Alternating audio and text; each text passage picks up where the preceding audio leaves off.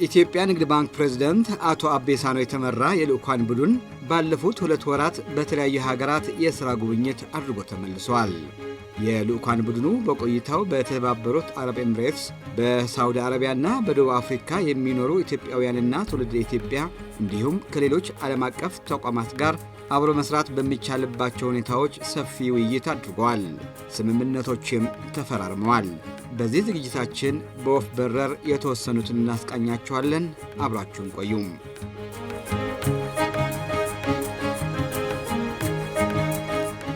በኢትዮጵያ ንግድ ባንክ ፕሬዝዳንት አቶ አቤሳኖ የሚመራ የልኡካን ቡድን የመጀመሪያ መዳረሻውን ያደረገው ወደ የተባበሩት አረብ ኤሚሬትስ ዱባይ ከተማ ነበረ። የልኡካን ቡድኑ ዱባይ ከተማ ሲደርስ በዱባይና ሰሜን ኤሚሬቶች የኢፌዴሪ ቆንስላ ጀነራል ክቡር አምባሳደር አክሊሉ ከበደ፣ በዱባይና ሰሜን ኤሚሬቶች የኢትዮጵያውያን ኮሚኒቲ ማህበር የሥራ አመራር ቦርድ ሊቀመንበር ክቡር አቶ ኢድሪስ ሙሳ እና በሌሎች ዲፕሎማቶች የላቀ አቀባበል ተደርጎላቸዋል።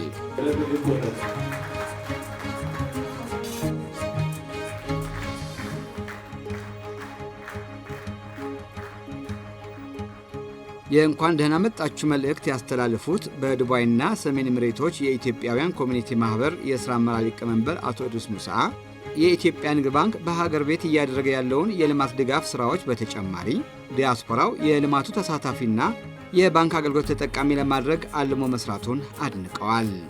የኢትዮጵያ ንግድ ባንክ ትክክለኛ ጊዜ ላይ ትክክለኛ ቦታ ላይ ቅድሚያውን ከሀገር ውጭ ደግሞ ወደኛ በመምጣቱ እኛ ጋር የተሻለ ነገር ይዘው በመምጣቱ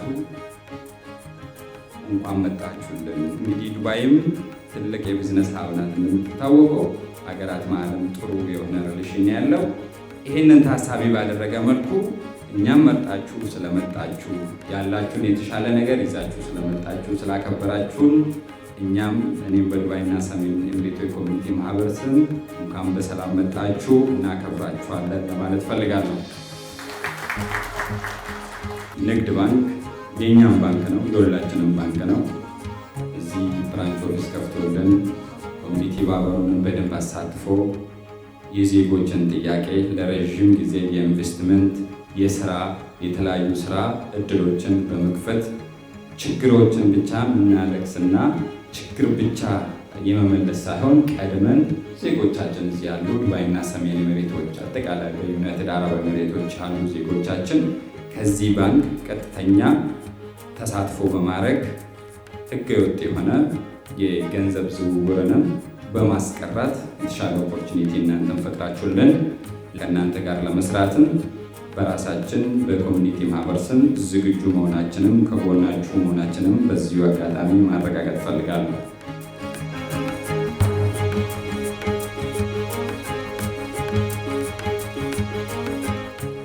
የዱባይና ሰሜን ኤሚሬቶች ቆንስላ ጀነራል አምባሳደር አክሊሉ ከበደ በበኩላቸው የኢትዮጵያ ንግድ ባንክ በተለያዩ ሀገራት ለሚገኙ ዜጎች ተደራሽነቱ ለማስፋት የጀመራቸው ሥራዎች አጠናክሮ እንዲቀጥልና በዱባይና አካባቢው ቅርንጫፍ እንዲከፍት ጥሪ አቅርበዋል። የኢትዮጵያ ንግድ ባንክ ብዙ እንጠብቃለን። አንዱ ከምንጠብቃቸው መካከል በዚህ በኮሚኒቲ በዱባይና ሰሜን ኤሚሬቶች ያሉ የኮሚኒቲ አባላት የሚገጥማቸው ችግር ምንድነው ብለን ስንል ከገንዘብ ዝውውር ጋር የተያያዘ ነው። ዜጎች ሰርተው ለፍተው ደክመው ያገኙትን ጥሪት ወደ ሀገር ቤት ለማስተላለፍ ይቸገራሉ። በህገወጥ ደላሎች የሚዘረፉበት ሁኔታ አለ። የተለያየ ጉዳት ይደርስባቸዋል። ለምን? ህጋዊ ማስተላለፍ መንገዱ ስለሌለ ማለት ነው። ይሄን ደግሞ መፍጠር የሚችሉት የፋይናንስ ተቋማቶቻችን ናቸው። እነሱ መላው መንገዱም አላቸው። የህግ እንትን የለም። የዱባይ መንግስት የውጭ ባንኮች እንዲገቡ ይፈቅዳል። አንዳንድ ስትሪጀንት የሆኑ ህጎች ጥንቃቄ የሚያደርጉባቸው ጠንካራ ነገሮች ቢኖራቸውም ግን ይቻላል። ለኢትዮጵያ ንግድ ባንክ ደግሞ ያ ይከብደዋል የሚል እምነት የለኝም። በደንብ እንደሚያጠኑት እርግጠኛ ነኝ። አንዱ በእናንተ ስሞኝ የሚጠይቀው እሱን ነው። ብዙ ችግር ይፈታል የሚል እምነት ስላለኝ ማለት ነው።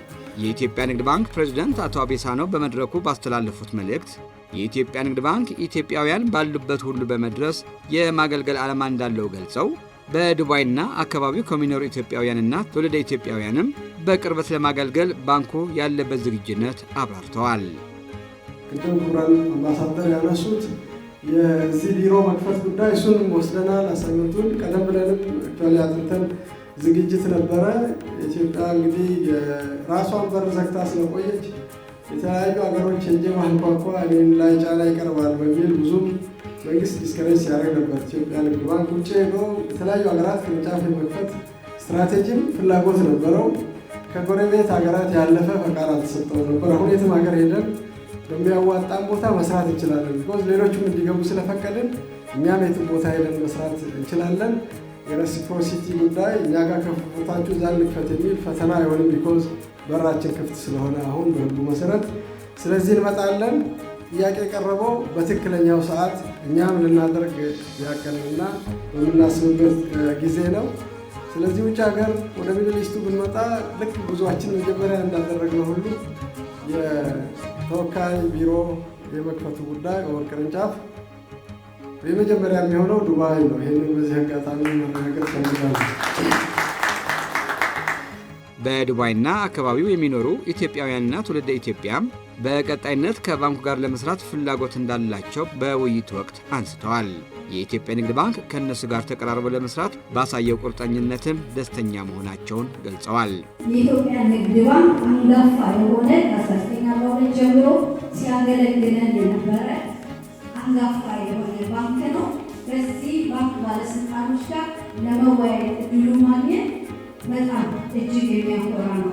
ምክንያቱም ለመጪው ትውልድ አሻራ ሳትፈት መናፈውና እጅግ በጣም ደስ ብሎኛል። ቦርድ የምንለው ፕሮፌሽናል የሆኑ ሰዎች አሉ። እዚህ ሀገር ላይ ደሞዝ የሚከፈሉ ያን ደሞዛቸውን ግን ለኑሮ ብቻ የሚጠቀሙበት ወደ ሀገር ውስጥ ወደ ሀገር ቤት በመላክ እዚህም በመጠቀም ነገር ግን ጥሩ ፕሮፌሽናል የሆኑ ሌላ ሀብት አርነ ሊያደርጉ የሚችሉ በእውቀታቸውና እዚህም ሀገር ላይ ሰርተው ሬሚታንስ ወደ ሀገር ቤት መላክ የሚችሉ እናንተ ለወላጆቻችሁ የምትልኩት ገንዘብ ኢትዮጵያን ይገነባል።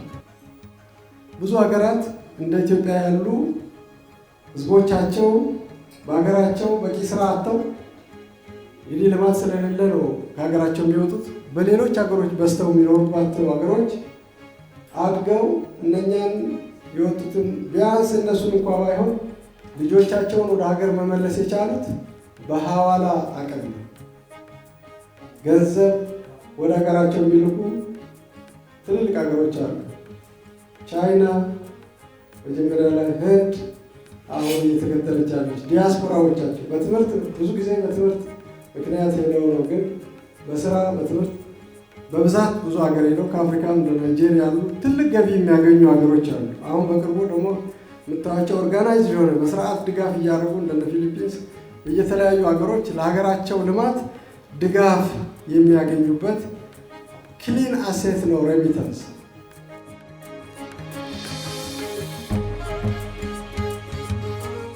የልዑካን ቡድኑ በተባበሩት አረብ ኤሚሬቶች የነበረውን ቆይታ አጠናቆ በሳውዲ አረቢያ ሪያድና ጅዳ ከተሞች ጉብኝት አድርገዋል።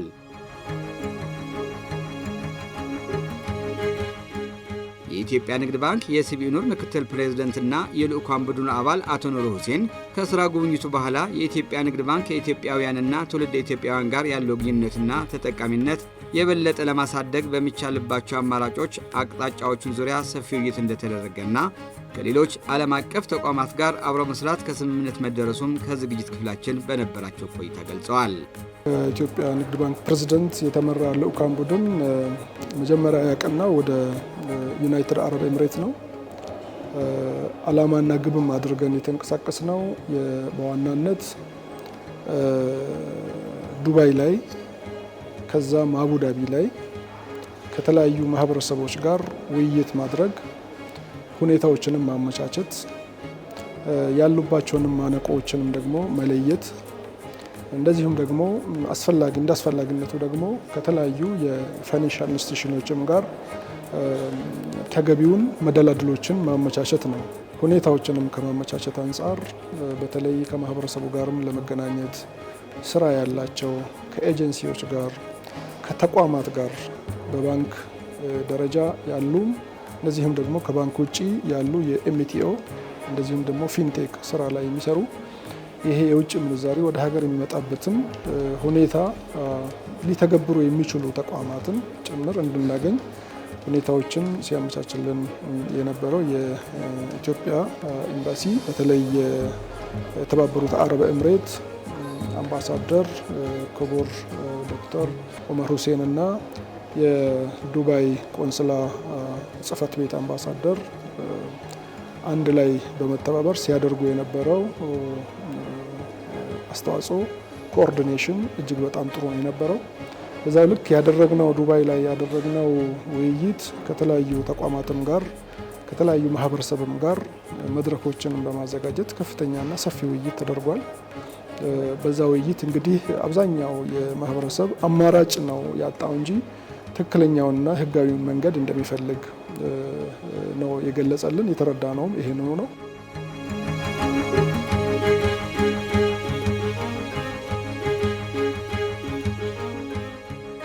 በኢትዮጵያ ንግድ ባንክ ፕሬዝዳንት አቶ አቤ ሳኖ የተመራ የልዑካን ቡድን በተባበሩት አረብ ኤሚሬቶችና በሳውዲ አረቢያ የተለያዩ ከተሞች የነበረውን ቆይታ አጠናቀው ቀጣይ መዳረሻውን ያደረገው በደቡብ አፍሪካዋ ዋና ከተማ ፕሪቶሪያ ነበረ።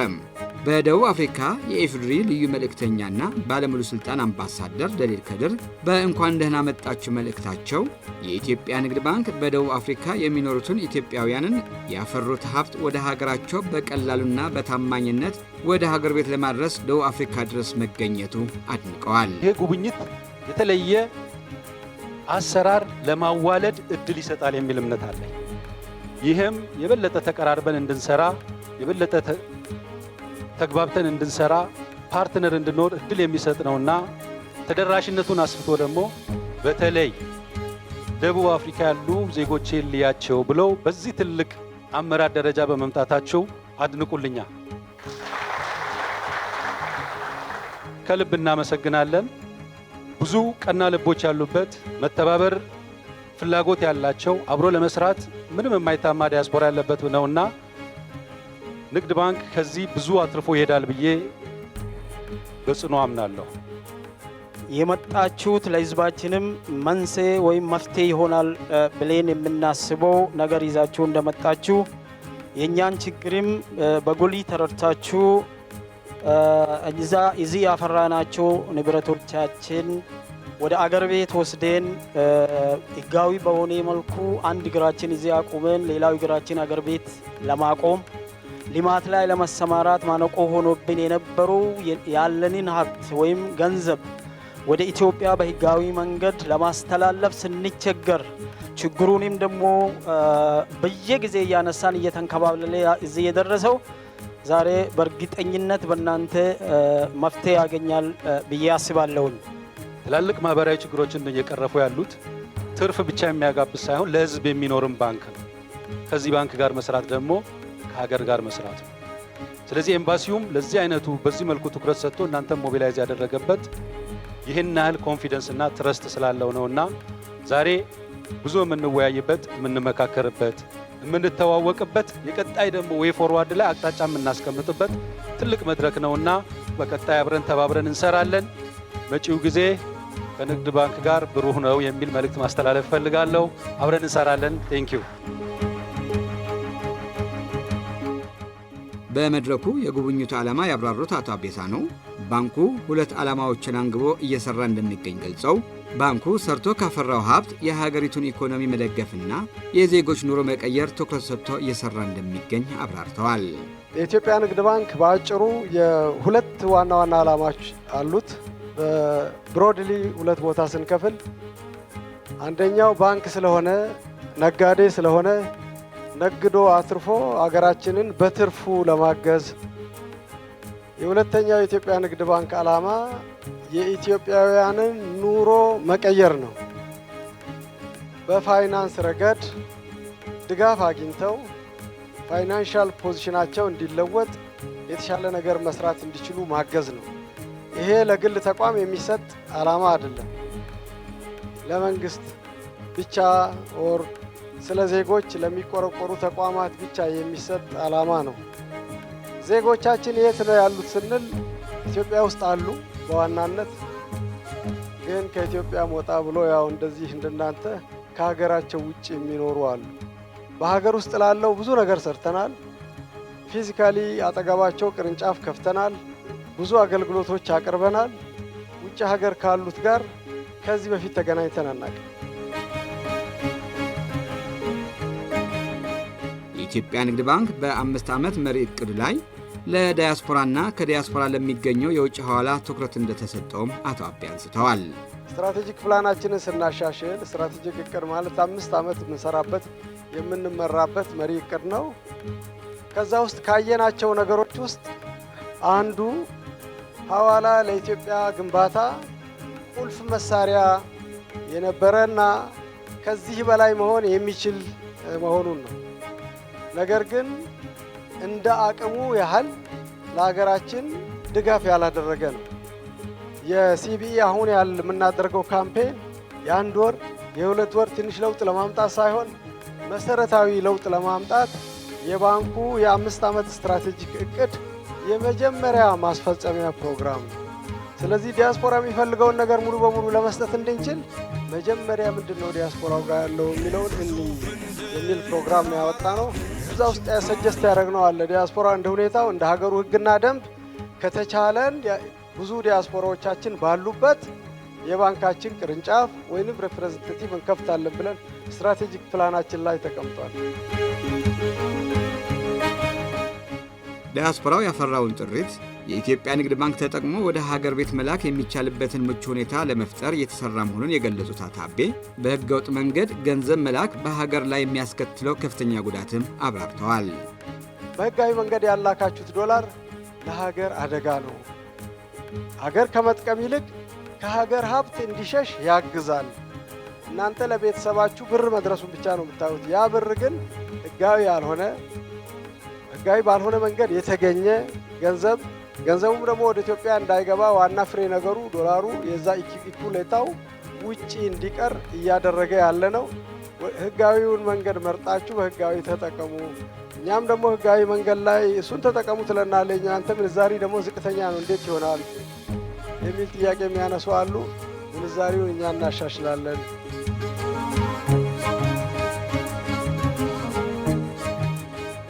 አንዳንድ ጥናቶች በሪፖርት ላይ ስናይ ወደ ኢትዮጵያ የሚገባው ህጋዊ ሐዋላ ከ22% አይበልጥም። ወደ 78% በኢሌጋል መንገድ ነው። የተወሰነው ወደ ሀገራችን በዕቃ መልክ ሊመጣ ይችላል።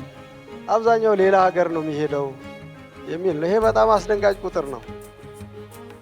የ22% ምን ያህል እንዳስገኘ ስሰሙ ነው አስደንጋጭነቱን የምትረዱት። 22% ተብሎ የተገመተው ብቻ ለኢትዮጵያ 7.1 ቢሊዮን ዶላር አስገብቷል። ወደ 35-36 ቢሊዮን ታገኛላችሁ። ይሄን ኢትዮጵያ ዛሬ ብታገኝ ከማንም አገር ብድር አትፈልግም። በ2 ዓመት ያሉባትን ብድር በሙሉ መዝጋት ትችላለች።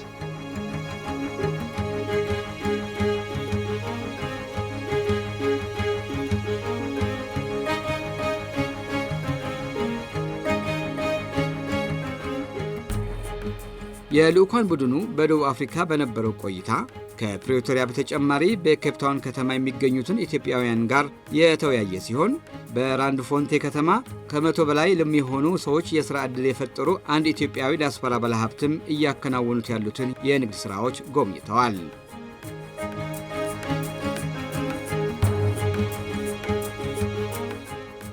የኢትዮጵያ ንግድ ባንክ በወርሃ ጳጉሜ በተባበሩት አረብ ኤሚሬቶች ዱባይ ከተማ የጀመረውን ጉብኝት በቀጣይነት በሌሎች ሀገሮችና ከተሞች አጠናክሮ ለማስቀጠል የያዘውን እቅድ አቶ ኑር ሁሴን ባነሱት ሐሳብ ዝግጅታችን እንቋጫለን።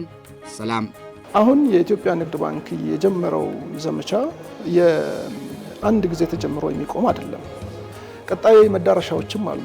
የሰሜን አሜሪካ በተለይ የኛ ማህበረሰብ የሚበዛባቸውን አካባቢዎች መሄድ የሚቀር አይደለም። ወደ ዩሮፕም እንደዚሁም ደግሞ ወደ አውስትራሊያ ላይም እነዚህን ኮሪደሮች እያየን ሁኔታዎችን እያመቻቸን አሁን ከነዚህ ከሄድንባቸው ያየናቸው እኛ ያለብንም ባክሎጎችን ፉሊ ክሊር እያደረግን ፕላስ ነክስት ደግሞ መዳረሻ ላይ ደግሞ የሚጠየቁትም እዚህ የሚጠየቁት ሳይሆኑ ሌላ ከሆነ እየጨመረ እንሄዳለን በሚል በዛ እነዚህን የቻሌንጆች ላይ መፍትሄም እየሰጠን ቀጣይ ላይ የምንሄድባቸው ኮሪደሮች ላይ ደግሞ አድሬስ እያደረግን ወደ አንድ ላይን እናመጣለን። ዘን ከዛ በኋላ ደግሞ በሰስቴናብሊ ፎሎ አፕ እያደረግን ይሄንን ማሳደጉ ላይ ነው ያለው ቀጣይ እቅድ ማለት ነው።